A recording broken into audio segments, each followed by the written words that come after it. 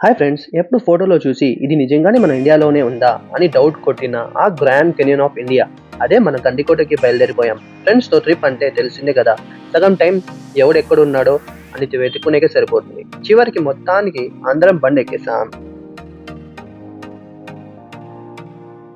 అసలు ఈ Google maps ఉండి చూడండి, టేక్ లెఫ్ట్ అంటది. అక్కడ చూస్తే పెద్ద లోయ ఉంటుంది. దాన్ని నమ్ముకొని వెళ్తే డైరెక్ట్గా దేవుడి దగ్గరికి షార్ట్ కట్. గండికోటకు వెళ్ళే దారిలో రోడ్స్ చూస్తుంటే మనకి జర్నీ కంటే బ్యాక్ పెయిన్ ఎక్కువ గుర్తుంటుంది. గ్రూప్ ట్రిప్లో ఎప్పుడు ఒకడు ఉంటాడు, ఇంకా 5 minutes రా వ్యూ పాయింట్ వచ్చేస్తుంది అని చెప్పి మనతో 5 kilometers తిప్పిస్తాడు. వాడిని నమ్ముకొని వెళ్తే మనం గండికోట నుండి డైరెక్ట్గా గుండె మీద చేసుకొని కూర్చోవాల్సిన పరిస్థితి వస్తుంది. అబ్బో, ఎంట్రన్స్ చూస్తుంటే ఏదో బాహుబలి సినిమాలో మహిష్మతి రాజ్యంలోకి వెళ్తున్నట్టు ఉంది కదా. ఈ పాత గోడలు కోటలు చూస్తుంటే అప్పట్లో కింగులు తడిగుడ్డ వేసుకొని హాయిగా పడుకునే వాళ్ళు. ఇప్పుడు మనం హిందీలో చిరుక్కుంటూ వ్లాగింగ్ చేస్తున్నాం అని అనిపిస్తుంది. గుమ్మం దగ్గర నుండి లోపలికి వెళ్తుంటే ఆ ఫీలే వేరు. కానీ గుర్తు పెట్టుకోండి, లోపల తిరగాలి అంటే కాళ్ళు కాదు, గుండె ధైర్యం ఉండాలి. ఎందుకంటే మొత్తం నడవాలి కాబట్టి. ఈ ఆర్కిటెక్చర్ చూడు బ్రో, ఎంత బాగుందో. మనం ఏమో ఇంట్లో ఒక వంకర్ ఫోటో ఫ్రేమ్ పెట్టుకోవాలని కూడా 10 సార్లు ఆలోచిస్తాం.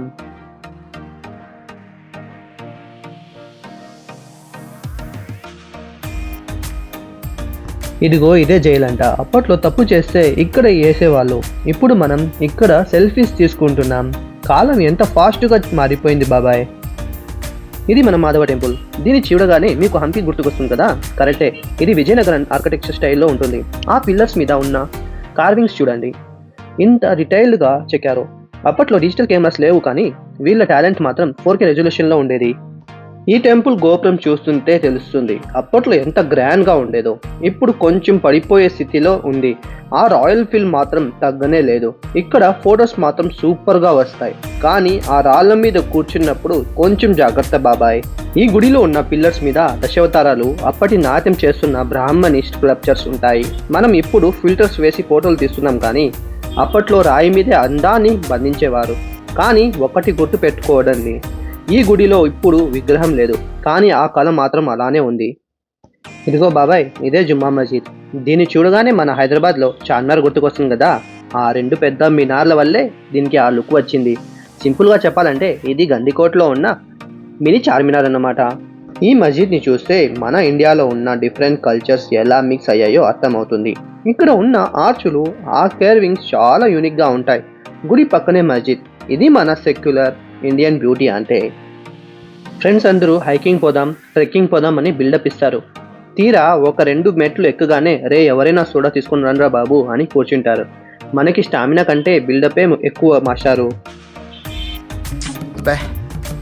ఏం ఈ పనుల్లో కనిపించలేదు, పైగా ఫిజికల్ గానీ మెంటల్ గానీ స్ట్రెయిన్. ఇక్కడ ప్రతి ఒక్కడు ఒక మౌంటైన్ మ్యాన్ లా ఫీలింగ్ ఇస్తాడు. ఆ రాళ్ళ మీద కూర్చొని దూరంగా ఎవరో పిలుస్తున్నట్టు చాలా తిప్పుకొని ఒక పోజ్. ఆ ఫోటో తీసేవాడు ఇంకా కొంచెం వెనక్కి వెళ్ళు మామా అంటే సరే అని వెళ్ళావో డైరెక్ట్గా రివర్లో పడిపోవడం ఖాయం. నువ్వు నీ కళ్ళతో చూసావా? అల్లు చెదిరిపోయేలా ఉంది వర్మ, మైండ్ బ్లోయింగ్, ఏరే లెవెల్ వర్మ. చెవులతో వింటున్న దాన్ని 4 అడుగుల దూరం నుంచి చూశాను వర్మ. అది చూసిన దగ్గర నుంచి నా బాడీ ఏదోలా అయిపోతుంది వర్మ. ఇక అసోసియస్లు అట్రాక్షన్కి వచ్చేద్దాం. దీన్ని చూడగానే మనసులో మొదటి మాట, అబ్బా ఏముందిరా. ఆ పెన్నార్ రివర్, ఆ రాక్స్ నిజంగానే ఎవరో కూర్చొని చెక్కినట్టు ఉంటాయి. ఇక్కడ ఫొటోస్ దిగే హడావిడి చూడాలి. మావా నేను ఈ ఎడ్జ్ మీద కూర్చుంటా, నువ్వు నన్ను తోయకుండా ఫొటోస్ మాత్రమే తీయి అని బతిమాలుకునే బ్యాచ్లు ఎక్కువ ఇక్కడ.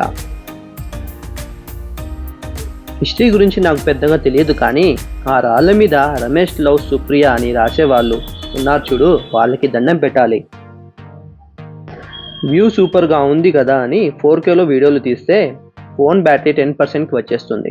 అప్పుడు మొదలవుతుంది అసలు టెన్షన్. ఫొటోస్ కావాలన్నా, మ్యాప్ కావాలన్నా, లేదా ఇంటికి ఫోన్ చేయాలా, పవర్ బ్యాంక్ మర్చిపోయావో ఇంకా దేవుడే కాపాడాలి. ఎనీవే, గండికోట ట్రిప్ మాత్రం సూపర్ హిట్ మావా. మీరు కూడా మీ గ్యాంగ్తో ఒక్కసారి ఖచ్చితంగా వచ్చి వెళ్ళాల్సిన ప్లేస్ ఇది. మీకు నేను చేసిన ఈ వ్లాగ్ ఎలా అనిపించిందో కామెంట్ చేయండి. ఇలాంటి మోర్ ముచ్చట్ల కోసం మీ నిఘా ఛానల్ని సబ్స్క్రైబ్ చేసుకోండి. Thank you for watching.